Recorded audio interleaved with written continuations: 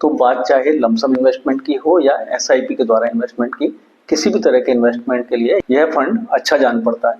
Particularly यदि risk return paradigm के हिसाब से सोचें तो रिस्क भी कम है और रिटर्न भी इससे अच्छे मिल रहे हैं इन्वेस्टर्स को, जो कि हमने देखा कि हर टाइम फ्रेम में इसने अपने कैटेगरी एवरेज को आउट परफॉर्म किया है 1, 3 और 5 ईयर तीनों टाइम फ्रेम में।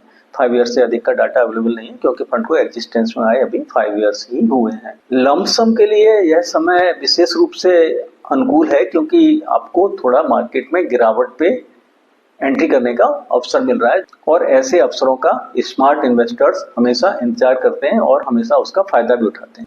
इस फंड की एनएवी भी मार्केट के साथ ही गिरी हुई है, अधिक तो नहीं गिरी लेकिन अभी भी करीब 15% के आसपास, 16% के आसपास गिरी हुई है।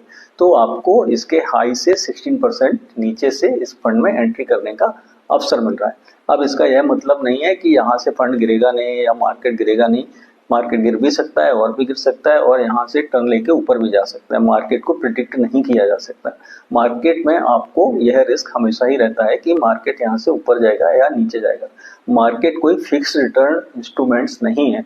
म्यूचुअल फंड्स कोई फिक्स्ड रिटर्न इंस्ट्रूमेंट्स नहीं है।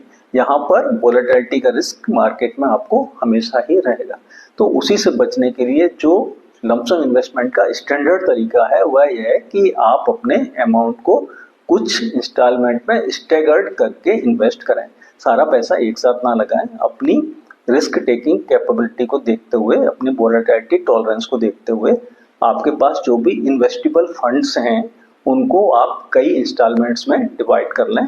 3, 5, 10 अपनी रिस्क टॉलरेंस के अनुसार उनको डिवाइड कर लें और हर महीने उस अमाउंट को आप इन्वेस्ट करते रहें मार्केट में।